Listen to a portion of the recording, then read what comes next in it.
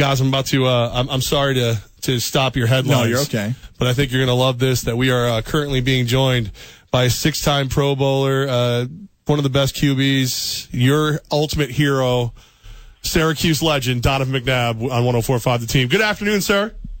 Good afternoon to you. How are you? I was interested in hearing who's the outspoken guy. We're talking about Draymond Green. He's already he wants that defensive player of the year.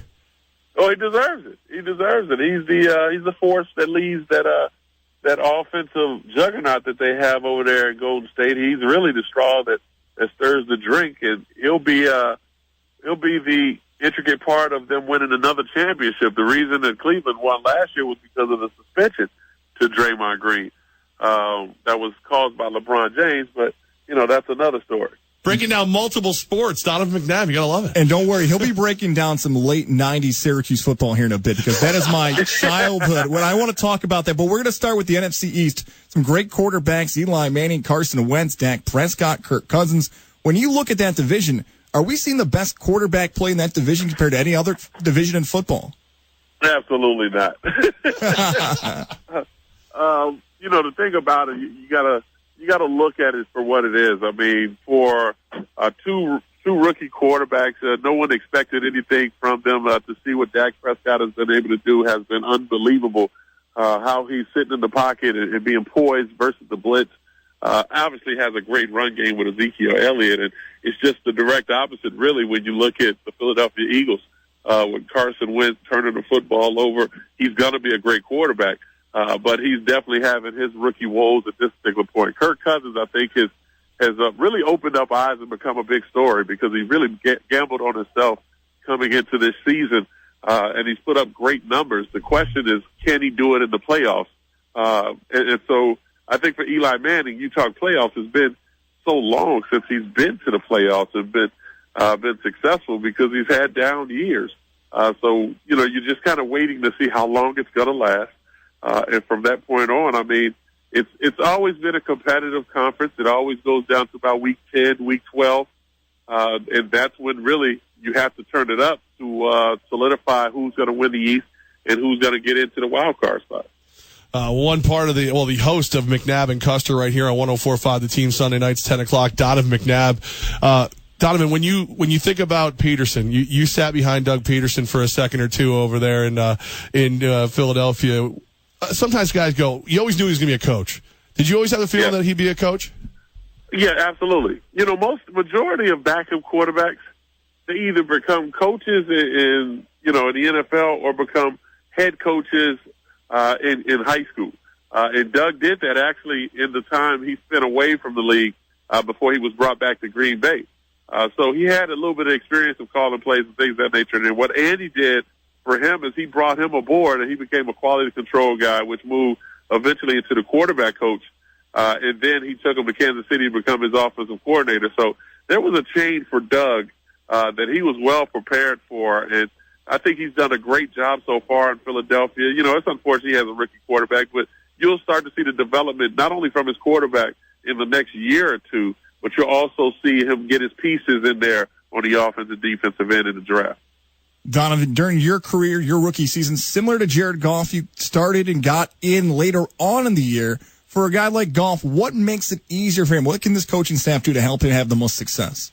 Well, the way that Jeff Fisher really could have made it easier for him throughout the regular season is by giving him some time to get his feet up under him. If it was plays, if it was a couple series here and there during each game, I think that was the process in which he should have used. I mean, you got a guy coming from Cal where he was in the shotgun offense 85% of the time. And if that's going to be your franchise guy, you got to build that offense around his abilities. They haven't had success of grooming quarterbacks in St. Louis. And if you look at the past history of Jeff Fisher, that would tell you it's the same. I mean, look what he did with Vince Young. He didn't really develop him into that pocket passer. And then the list goes on of guys that he's coached. So I thought the best way of handling it is just to give him a little bit of time. First of all, dress him in the first game. You completely embarrass him in that very first game by having him inactive and not having the opportunity of going through the regimen of being prepared throughout the weekend and being ready on game day. So what we're seeing from Jared Goff is just pretty much almost what you expected from Carson Wentz and Dak Prescott. So you just got to be patient with them.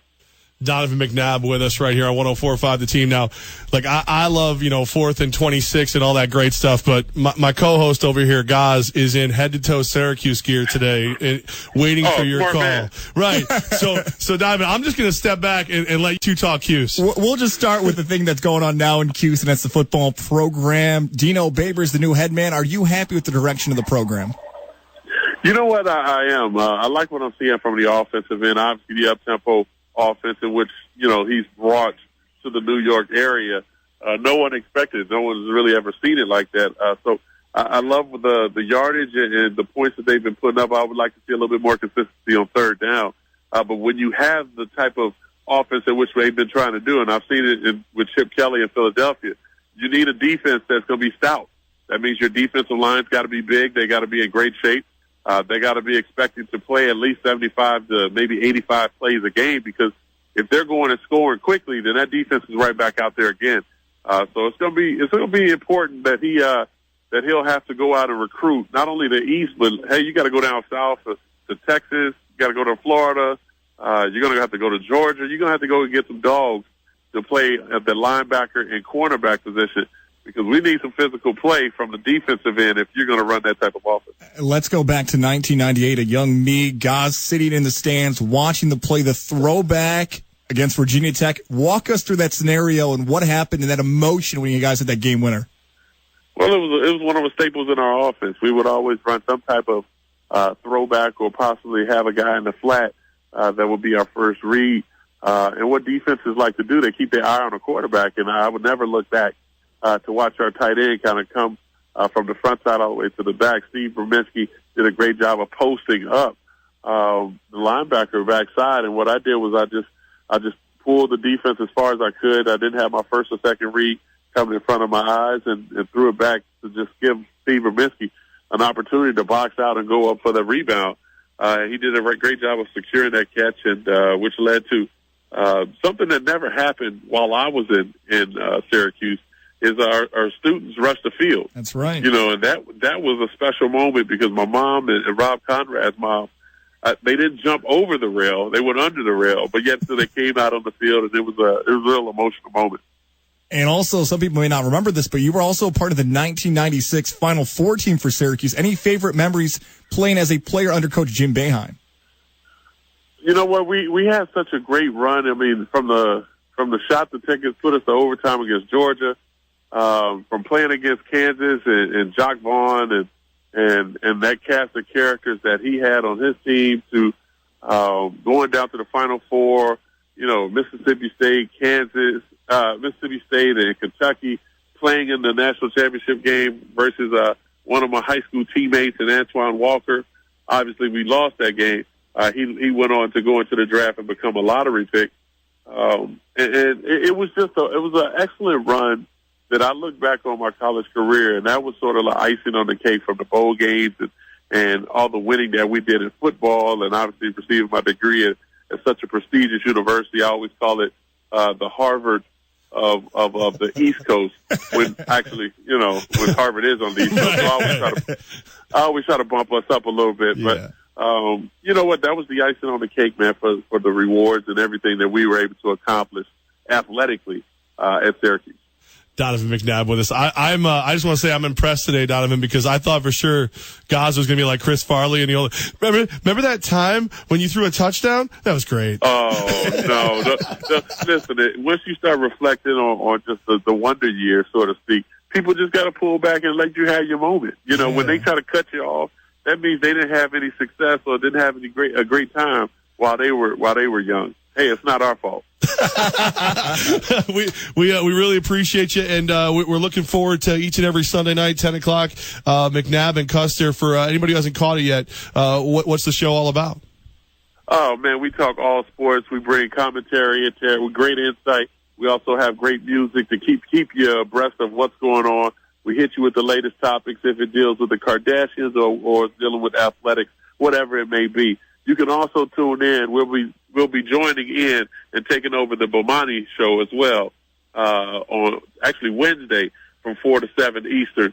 McNabb and Custer will be taking over dropping bombs on someone else's radio station so to let them know we're all about business, baby. Donovan, we appreciate you making some time for us. You just made young guys' life all worthwhile. Thank you, Donovan. Go Orange. There you go. You guys have a great evening.